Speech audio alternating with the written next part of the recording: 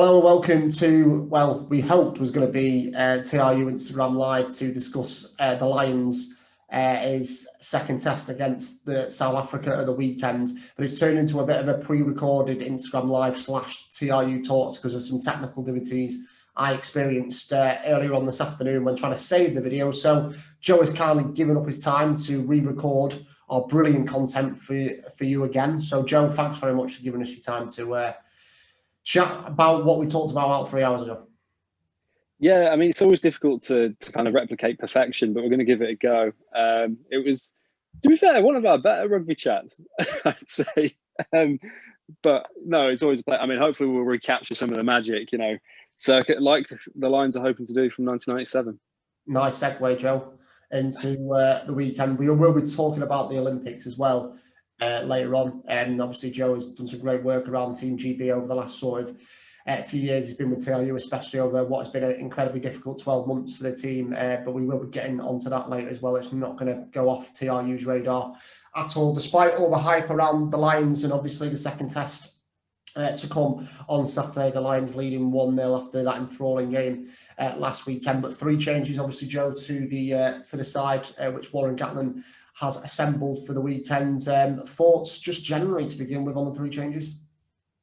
Well, and I think what we're going to say a lot throughout this entire chat is, well, what I said earlier was, and kind of one of the things I picked on earlier was he's added more experience to the team. If you kind of looked at it in the grand scheme of things, Conor Murray coming out scrum half, and then obviously Mako coming in at loose head. And then on top of that, we've got, oh God, Chris, what's the other change? I can't even remember anymore. Oh, midfield, Chris Harris. Yeah, Chris Harris is coming into midfield. He's gone with more experience and arguably more defensively adept players in that sense, because you can afford to roll the dice on the second game. Because if you go with that more experience, the likelihood is, if you have more experience, you'll pick up a win again. But if he doesn't, then he can go back to the winning formula that picked up the first test win in Cape Town last weekend. So I see it as a bit of a win-win. And at the end of the day, if they do lose, we get a more exciting match on the 7th of August, which is maybe my more cynical way of looking at it. But I mean, for you, what's kind of the most surprising one for you? Do you know what? I think that maybe the most surprising change out of all is probably Conor Murray. And when you speak about Conor Murray being picked for a test match game, whether that's, you don't think it is a surprise, but I do think Ali Price is unlucky. I don't think he really put a foot wrong in the first test.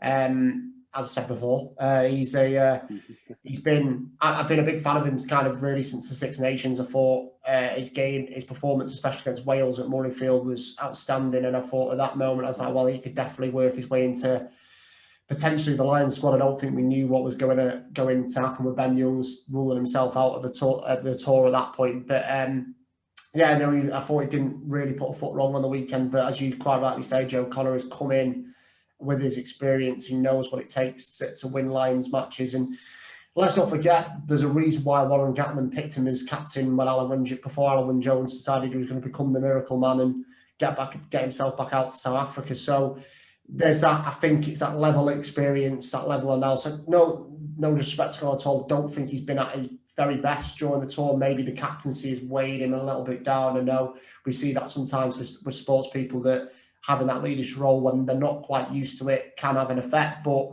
nevertheless, Conor's a world-class player for a reason. And it's hardly putting the Lions at a disadvantage in playing in the 9 shirt at the weekend.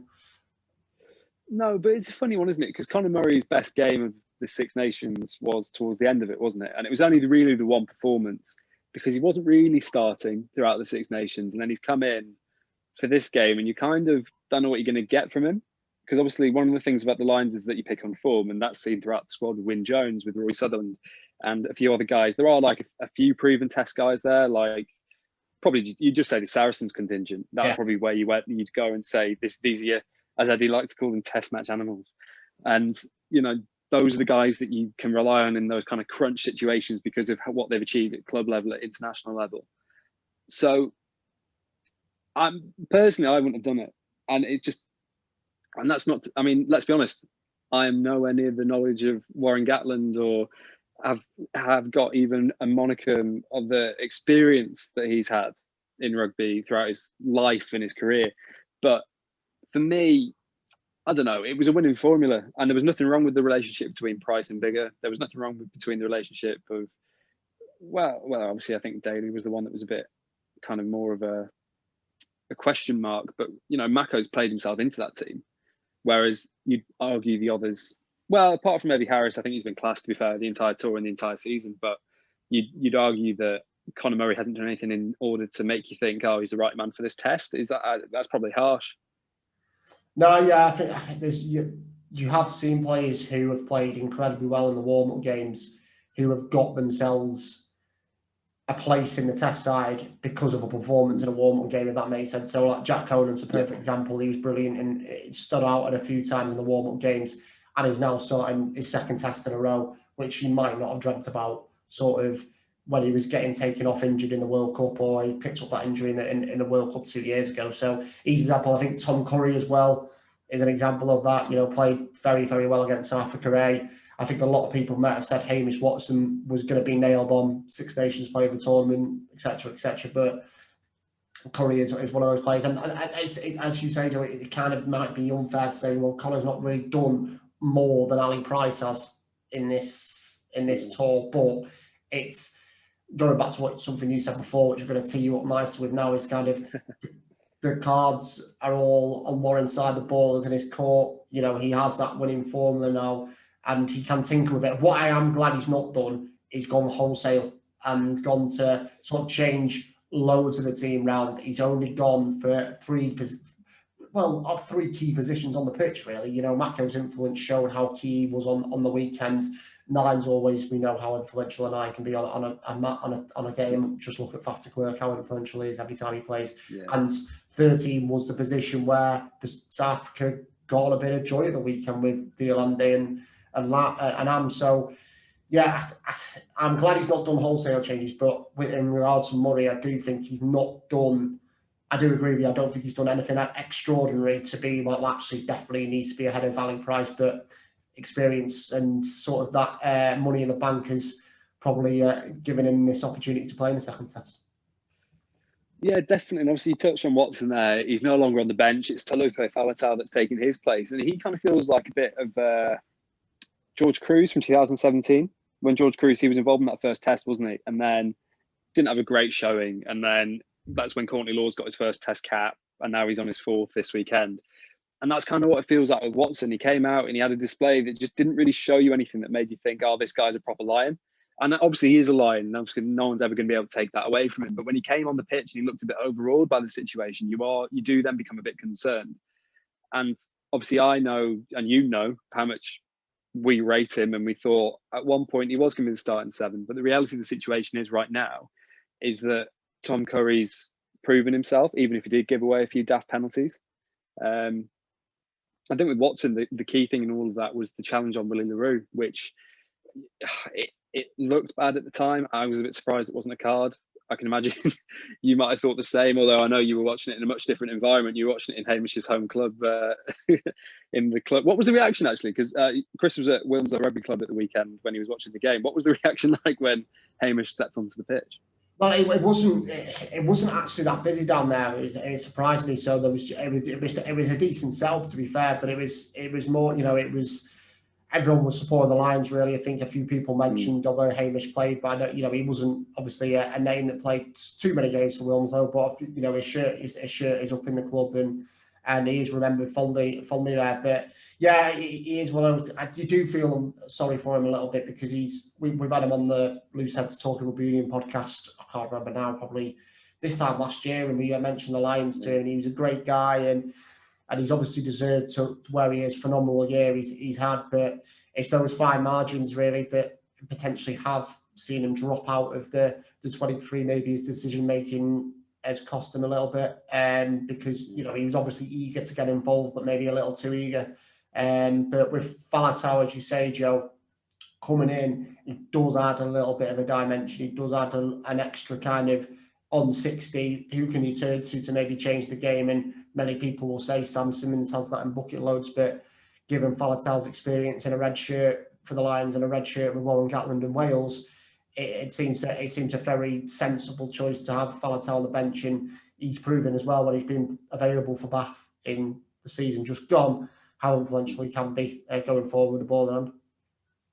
Well, that's the thing, isn't it? Faletau, again, he's got that experience in the bank, and you talked about Sam Simmonds there. There wasn't, I mean, I don't know about you, and I think everyone was a lot along these lines. Like, we would love to have seen Sam Simmonds become a Test Lion, but the reality of the situation is that when he went to South Africa, I didn't see anything exceptional from him that made me think he's definitely going to be a Test Lion. Hamish Watson went out there, didn't miss a tackle across all the warm-up games that he played. I think it was 38 out of 38 or 39 out of 39, something like that. But then he goes into the Test match and doesn't look right. Whereas you can then turn around and say, who would look right in a Test match? Tilipe Faletau has been playing Test match rugby for nearly 10 years. And he's been a Lion on, is this third occasion Lion? Was he there in 2013? I think he was. He might not have been, but this is just me drawing a blank because I was in school at the time. I was thinking about my GCSEs. And, you know, like, that's the reality of the situation. And unfortunately, Warren's got to go to people he can rely on. And with Hamish, he could have been a man down for the rest of the game after Hamish came on. So you've got to kind of turn around and say that that's the situation. I think Chris Harris is an interesting one. Obviously there to help out with the defence. I alluded to it earlier. Obviously, I went to have a bit of a social with Charlie Beckett at a cricket game the other week, and he and I were talking about Chris Harris, of course, his former Gloucester teammate, and he was amazed with the amount of work that Chris Harris puts into work in terms of organising defence, looking at how to break down other teams and all this kind of thing. And I said at the end of the Six Nations, I wanted Robbie Henshaw and Chris Harris to be my centre partnership. We fast forward, it's finally happening. My Test match team that I put together before last week before Alex Lowe so unkindly leaked all the teams, the team news ahead of schedule, and I still had them as my centre partnership. And now it makes sense to me because both are really good defensively, and it matches up with what Lukhanyo and Damien de Allende do anyway. The only thing you would argue is that they take away the kicking option, but you've still got Stuart Hogg, Anthony Watson, Dan Biggar, and then Conor Murray on top of that, who, more than anything, Conor Murray at this point of his career is basically just a kicking machine. And that's kind of what you have to look at. And as harsh as that is, I don't know it is, but he's not, I wouldn't say he's the player he was 4 years ago. And I mean that with all due respect, because he's a hell of a player. Because kicking's so important. And I think that's the other thing. I think Faletau has got used to that. He played in a fairly similar-ish system with Wales, where in particular at the end of Gatland's time there, when who was playing 10? It wasn't Biggar, it was he's at Ospreys. Anscombe. Anscombe, yeah. Anscombe. Patchell was there, but Patchell was more there as he played fullback a bit, didn't he? Actually, to be fair, now you mention it. But when Anscombe was playing 10, he was there to kick the doors off, and then Biggar came on to have a big impact with the kicking again later on. And then you bring on like a winger in the centre, or whatever.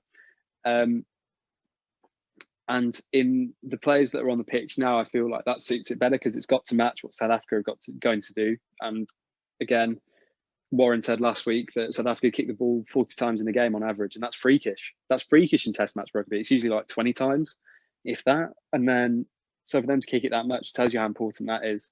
And I think across the board, there's a group of players there that are more than capable of dealing with it. Even like you look at Jack Conan, who's athletic. He's a great ball carrier, but he's very athletic, as is Tom Curry, as is Courtney Laws. Courtney Laws, he might be huge and about 120 odd kg, but he can still run around the park as if it's, I don't know, like he's just done an Ironman or something like that. I don't know. He's one of those, and so is Alan Wynne, and so is Marrow, and even the props. To be fair, pretty.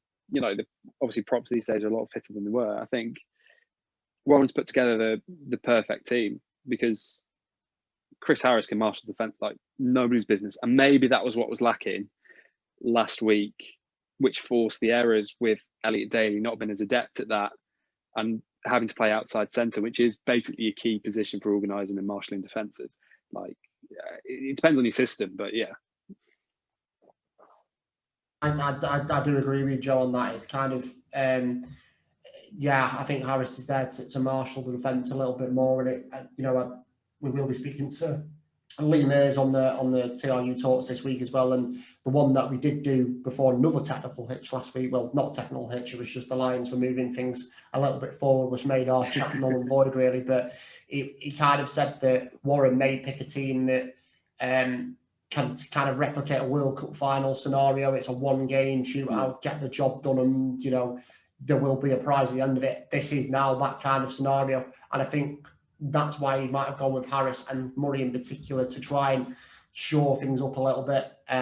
We know Mako's brilliant at the scrum anyway, but with Harris, it's kind of just quite try and keep it tight as possible. Don't let South Africa make any inroads, which you quite rightly say, Joe, was kind of where they were sort of getting most of their joy last Saturday, and they were able to tip the scoreboard over as much as possible as well. So the more you can limit them, the better. And I think that's why Harris is in there. He's a great player. He deserves to be there on merit, but that is why he's come in there for his defensive qualities. And with Daly, you know, he's still on the bench. So it is tight and it is 17 all or whatever with 5 minutes to go, and there is a penalty from ridiculous meters out. So 70 meters, yeah.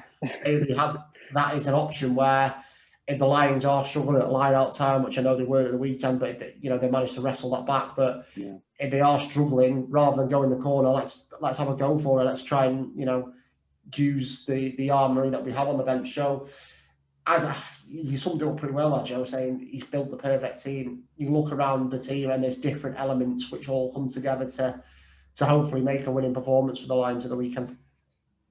Yeah, and what I should have said as well before was obviously if what was it? It was Elliot Daly coming off the bench. He provides another kicking option later on in the game if you want to stretch the play. Because South Africa, in contrast, they've literally got what's he called? Henrik Jantes, because you actually have to pronounce the J in his name, not like Elton. And then also you got Damian Willemse, who again is a kicking option. So they're matching it there. It's I don't know. I think this game's going to be a bit tighter as a result of the extended kicking, but I think there should be enough for the Lions there. I don't know. It's kind of a funny one because we've seen South Africa adapt their game plan for this weekend. We haven't. We sort of changing. I think it's the two props, if I'm right in saying, Joe. And Mako came on and made such a big difference, and they'll be absolutely seething at that. They will want to be right. We need to be at it all week going into the weekend, and that first scrum is going to be so crucial in the game. South Africa will not want to get beaten up like they did sort of in the last 20 minutes. In terms of that, that parity. And yeah, they've gone back. Obviously, the 6-2 split as well on the bench, which served them so well at the World Cup. Well, it's funny because obviously you talked about how passive they were at the scrum in the last 20 minutes, but the huge irony in all of that is that the two props that are starting in Stephen Kitsoff and Frans Malherbert, they were the players that were brought on at half-time to try and solidify the scrum. So it's like you do kind of wonder if they want to go passively again for the first half. But then you look at the bench and I think Stephen Nyanke, the guy, but he was starting at tight head last week and now he's going to cover loose head. And then tight head prop is Vincent Koch. And it just kind of, I don't think that's right. It doesn't make sense to me. I think they should have. I mean, obviously, Oxy couldn't do anything about, but it seems really odd. I don't know whether it's I don't have that insight, but I don't know whether it's to do with the fact that these South African players are still, building test match intensity. It might be used as a little bit of excuse, but they played Georgia, and no disrespect to Georgia, they're not going to bring the first level of competition as a tier one nation would. And the fact that this is the British and Irish Lions, which is a different kettle of fish altogether, whether that's taken a lot out of South Africa, they've not really realised, the intensity levels. And don't forget that a lot of those guys who are playing, Mako aside, have been playing top flight rugby in their domestic league this year. I mean, South Africa have managed to get some sort of rugby on with the Rainbow Nations Cup and things like Rainbow Cup and things like that. But, are they really conditioned as well as these Lions boys who have not only had domestic seasons, but also had all these warm-up games to get used to the physicality which the other province teams have given them? And that might be why South Africa have changed it or tried to change it to keep it as fresh as possible. But as you say, Joe, it kind of backfired at the weekend, and I want to make sure that they get that blend absolutely right on Saturday. Yeah. And it's interesting as well, they've gone back to the Bish Bash Bosh at number 8 with Jasper Wiese starting. Yeah. I think that is obviously where they struggled a bit last weekend in terms of getting gain line. I think obviously we talk about gain line all the time. It's always important to break those tackles and get the extra meter and, maybe have a little roll in and amongst all of it to try and get a bit further ahead. Because Kwagga Smith, he didn't do anything wrong, but he didn't really do anything like massively outstanding to regain his place at number 8. And I've always seen him as a flanker. I've never really seen him as a I've never really seen him as a number 8. I mean, I know he's been playing number 8 in Japan, but I don't know. I think stepping up to the international level to play number 8 is probably a bit different to playing domestically at number 8 anyway. Yeah, it's a funny one. I think Jasper Wiese is going to be perfect for it. And obviously, I spoke to Francois Lowe about him the other week, and he said he was so massively impressed with him, with how he's applied himself at Leicester, and that he didn't actually really know who the kid was before he arrived in Leicester. So they've had to go back to that route one, but it's still a backline that won the World Cup. It's the same backline that won the World Cup final. And the majority of them are names in the pack that have come back as well, actually, when you kind of look at the grand scheme of things. But it's so hard to gauge the Springboks, I think. Do you agree with that? Because I kind of look at them and I'm just like, I don't actually know what's going to happen. That's the thing, isn't it, Joe? We've seen sort of the build-up from maybe probably the Rugby Championship before the World Cup, and they kind of went through it. And if I'm right in saying they beat New Zealand, but I think they won it. They obviously won the tournament, and then they've gone obviously through the World Cup itself with that only defeat. They lost, I think, the opening game, didn't they, against the All Blacks? They did. They did. The first team ever to do so. Yeah, and they went through it, and we've known how they were going to play.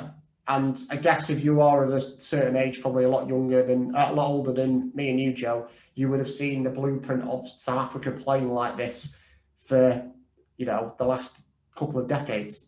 This kind of blueprint which they have. And now a team has got under the skin, like the Lions did.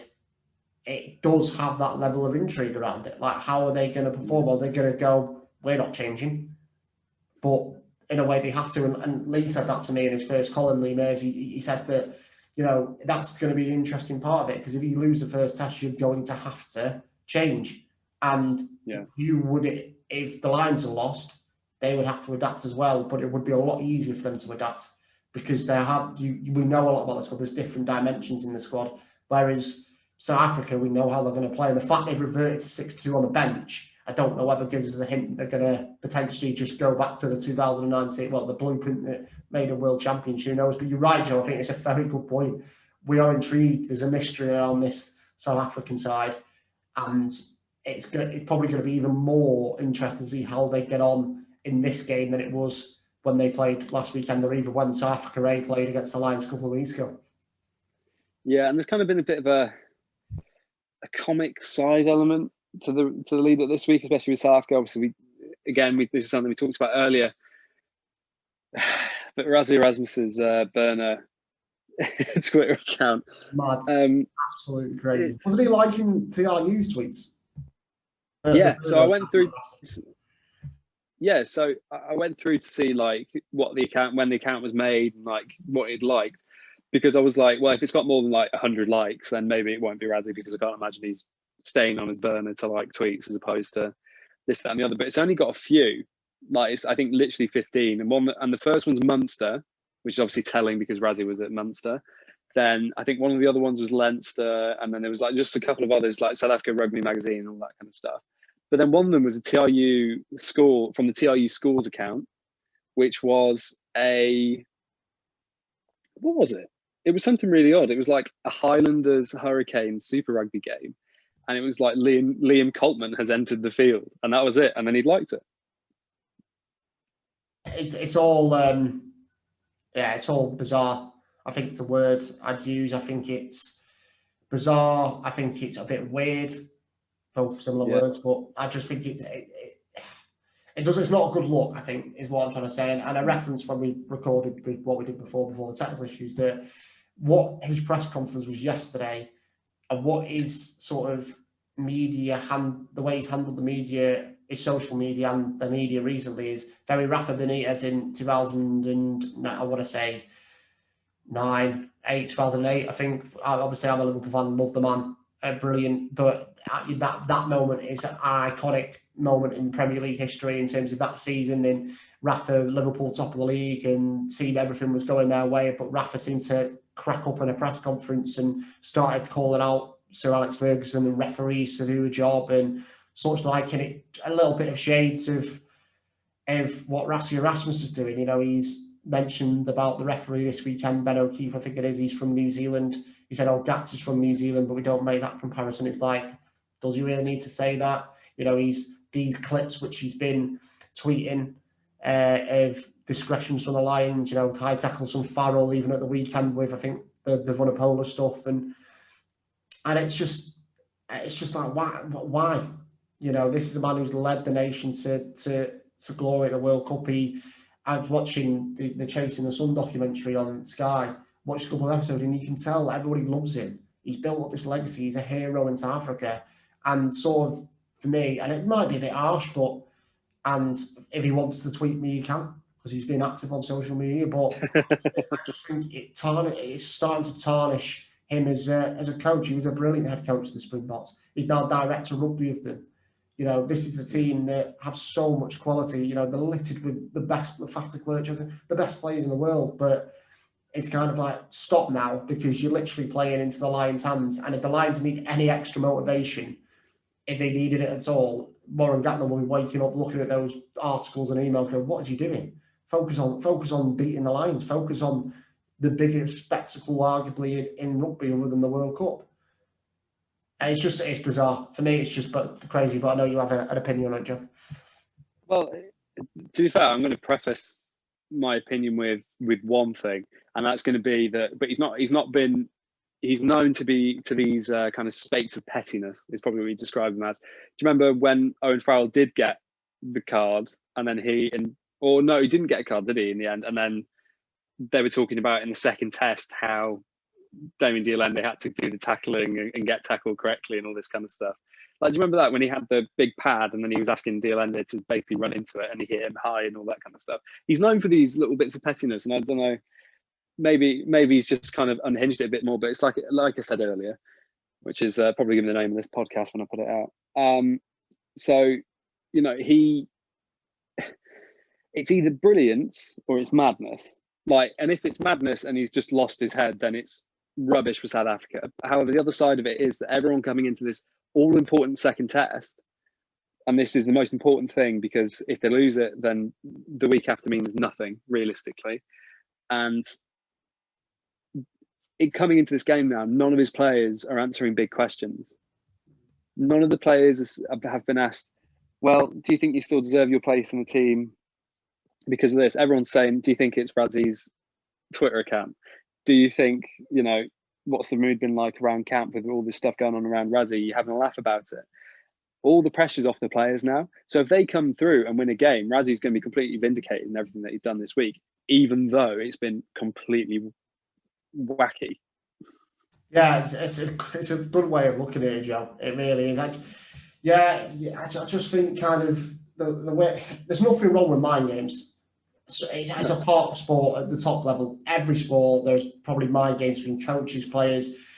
In rugby in particular, Warren Gatland has proven, sort of, Evan Ryan saying in 2017, that tit for tat with Steve Hansen, and it was kind of like, you know, the mind game started. Warren always has it with Eddie Jones, Six Nations time. We've always see it, and he's a master at it. And there's no getting behind it. You know, I put on, I think in one of my articles that I did just after the South Africa A game, I can't remember who it was, one of the players was on press, and it was kind of, it was Gregor Townsend was on press, and it was like talking about the game, and then Rassie come out with all these tweets, and I kind of thought at the time, I always lit the fuse on this series. You know, there was a talk of the high score lines and where the line's going to be tested, but after that South Africa game, the spark seemed to be like there, and I thought, this is good, bit of needle, nothing wrong with that in sport, but the way it's gone for him being so magnanimous in defeat and saying, you know, fair play, great performance. Rassie tweeted the Lions official account, am I right in saying great performance given the circumstances,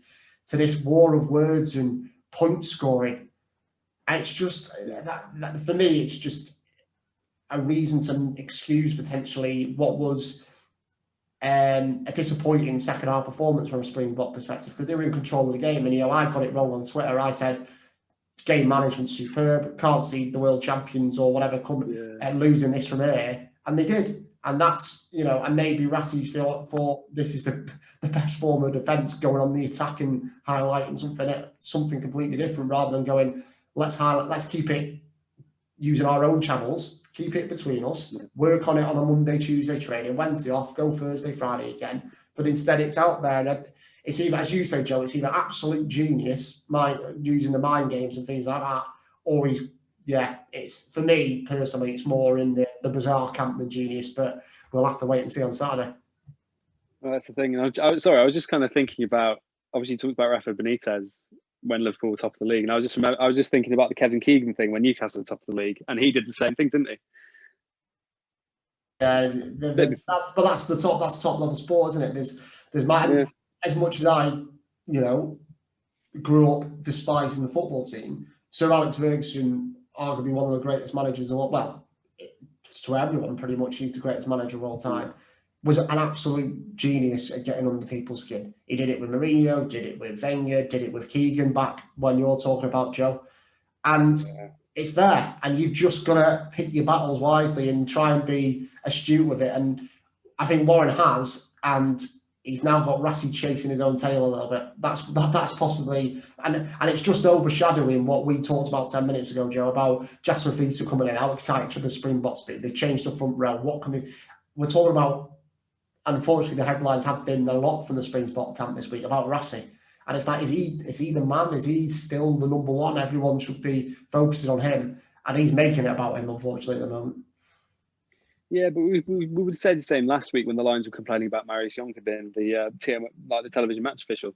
Like, that, in my opinion, was always unnecessary. And it was maybe, again, it was that thing of, what can we pick at to try and just distract from the players and all this kind of stuff and what we're doing, so we can actually focus on what we're doing and just deflect. Like with Marius Jonker, he was obviously television match official because someone was unavailable to get there. Like, it was a travel situation that went wrong. And I mean, obviously officials inherently are always going to try and be unbiased. We've seen with the cricket, the ICC, obviously they're not flying umpires here, there and everywhere to do games. They are doing it with local people. Well, people who are based in that country, and that's the way it's been done.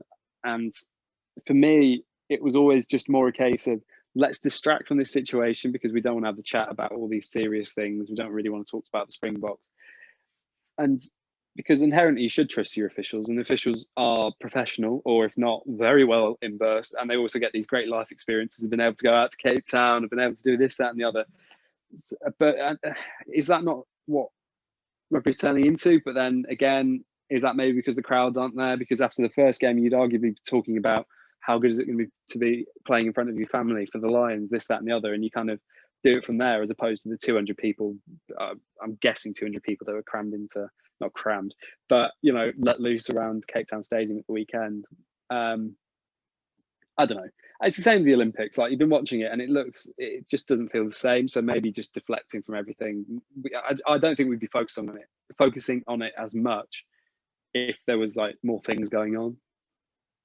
Yeah, I think you're right, Joe. And, hopefully, like it was kind of last Saturday when we're all absolutely loving a brilliant test match, the rugby will do the talking rather than the coaches or the officials or a game-changing decision, because the game last Saturday was a proper test match, and it's what we've all been waiting for so long in terms of the build to the Lions. Is it going ahead? Is it not going ahead? Is it South Africa? Wherever? And it really came to the 4 of the weekend. It was a brilliant test match, and we hope sort of the second test match this Saturday will be the same. And I know Joe will be on duty for TRU for that one at the moment. And then just to kind of come to some sort of conclusion, Joe, before we go back to the line to give our predictions, we want to mention the Olympics today, because Team GB reached the bronze medal final this morning, but sadly couldn't pick up a medal. I mean, I don't think anyone would have predicted the TGB men's side to get this far 9 months ago, when their futures, not only in terms of rugby but their lives, were so up in the air. They didn't know what was going on. Some players were searching for clubs. Some players were searching for jobs. A rugby player is a job, but some people were having to maybe turn their attention away from rugby, which is so depressing. But what they've done, the nation of Great Britain, incredibly proud with their performance, despite coming just that tantalisingly so close to a medal, Joe. No, it was a bit of heartbreaking for me today to see them boys, because obviously, like, after the win over the USA yesterday, obviously I interacted with Ben Harris, for example, who I interviewed, thanks to Saracens, and then on top of that, you see Harry Glover, who I interviewed just last week, actually. And then you add on to that some of the other people. Oh, sorry, 2 weeks ago I spoke to Harry. Then I wrote it for last Sunday. But anyway, that's not important. But I spoke to Harry. I've spoken to Alex Davis. I've spoken to Dan Norton, Tom Mitchell.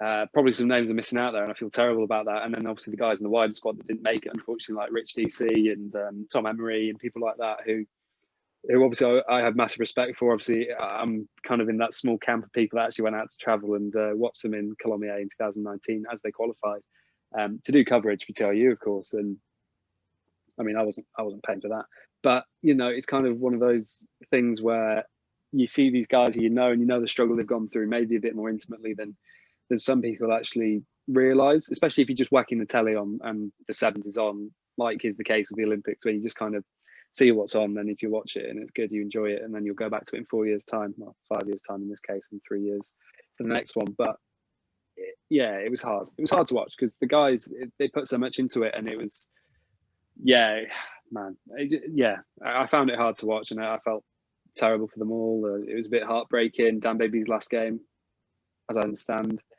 in sevens ever, possibly the same for some of the older boys as well. I'm not sure really. I'm sure Tom Mitchell will make a return, but the thing is, the future's still not certain for the sevens boys, and whether or not they're professional or not come the start of I think it's a truncated World Series in the autumn. It was difficult, but the thing is, what they've done is made everyone so proud, given the time they've had and everything they've gone through in order to get to that point, lobbying to get their own funding, doing like coaching clinics and this, that, and the other to prove their worth. And I think that was the big thing of it. They've proven their worth beyond doubt in this past year. It was literally at the start of this month, about 13 months ago now, these guys were all left without a job because their contracts were cancelled early or had just come to an end naturally.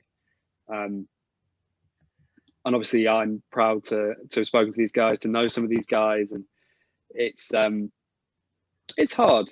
It is hard, but they've done everyone proud, and I think that's the most important thing, the message I want to relay to everyone. And the beauty of it is we've still got the women who've gone through the same struggles as the men, who are going to be starting their play tonight, I think.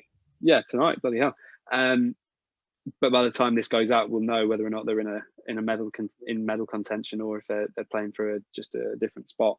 So obviously, as much as this won't mean anything by the time the podcast go out, we obviously wish them all the best in their endeavours. Chris, I'm sure you were watching it as well, because I just kind of went downstairs and it was on. It was hard. It was hard to watch at the end. Yeah, it was, and you make a good point there, Joe, that the guys, both the men's and the women's, have had to fight so hard for a dream that a lot of people will never get, which is to go and play for your country at the Olympics. And they've had to do it off their own back, and that should never be overlooked, because these are athletes at the top of their game, and they've had to put aside potentially starting a new life for something that maybe 5-10% of them might have felt, this isn't going to happen. How are we ever going to get ourselves ready to go and play at the Olympic Games in Japan? But against all the odds they have, and then on top of that, the men have done what they've done. And, there'll be cynics out there, well, they didn't get a medal, but being there is an achievement in itself. And I know that's probably the last thing those guys want to hear after making their way to Japan and getting so close to a medal, but they have done the country proud. And the silver lining, hopefully, the decision makers can take from this, Joe, is that sevens deserves the backing. Sevens, we know this, you know this more than anyone, Joe, it's a pathway for players, and it gives the players that you've rattled off there and all the women who, as you said, by the time this goes out, will hopefully be in medal contention as well, a chance to go and play in the Olympics. And what at the moment, obviously, funded, we're not going to sit here and pretend we know the finances behind it all, but there has to be a realisation now that the programme needs backing, because they are athletes at the top of the game, and to deny them this opportunity, but also, everyone's behind it. You just see the retweets yesterday, and I think our Twitter feed went a bit mental where people go, "Oh my God, that USA game, what a comeback. How does that not inspire a next generation? How does not get people into rugby?" And I just think the silver lining is, as much as it's heartbreaking, the lads didn't get a medal out there, they've done the country proud and they've hopefully put sevens back in people's minds. So, like you say, I wish the girls all the best. Hopefully, by the time this goes out, we'll be hopefully tuning into maybe a medal game for them. But they're a massive family and they deserve absolutely backing. And hopefully there is some positive news to come out of this for the sevens programme. Yeah, of course. And I've just seen these quotes that have come up on my Twitter, which we wouldn't have had earlier. So this kind of works out quite well. This is what Mr. Bibby said. Obviously, he's leaving nothing behind. He's not going to leave anyone doubting as he heads back to Wigan after this week. If you look at who's done well in this tournament, New Zealand have had a full program the entire time. Argentina, full program the entire time. Fiji, full program the entire time. You can't compete at this level unless you're properly funded. Yeah, and Team GB were properly funded and were that close. Yeah. Getting these guys were left with it all to do this time last year, and then for them to even got to that point, when you consider that they only got together in February, March, something like that, something stupid like that, and they've got to within the whisker of a medal. It's incredible, and they deserve everything that comes to them. And the thing is, like, I actually had to back down people yesterday saying, "Oh, well, they were always going to beat the USA." USA has been a full-time program for a long time now, 10 years. What an incredible team they are, the USA. Yeah, the boys had to dig deep in order to beat the USA because they've been battered for the first 7 minutes. So, people turn around saying, "Oh, they were always meant to beat them." They weren't. They weren't always meant to beat them because a lot of them were in the park this time a year ago, and not even together. They were just by themselves, like just running around doing Broncos in the park. Which, by the way, I couldn't think of anything worse. But they actually had a goal for it, and in my opinion, they've achieved it, and they've done everyone proud. They've done themselves proud more than anything, and they've done their families proud more than anything. They don't have to worry about me and you. They have to worry about their families and themselves. And I think they've done outstanding stuff, absolutely outstanding. So, massive congratulations to them, and obviously that extends to the women's team as well. Obviously, who are yet to take the field. Whatever they do, it's a massive achievement. But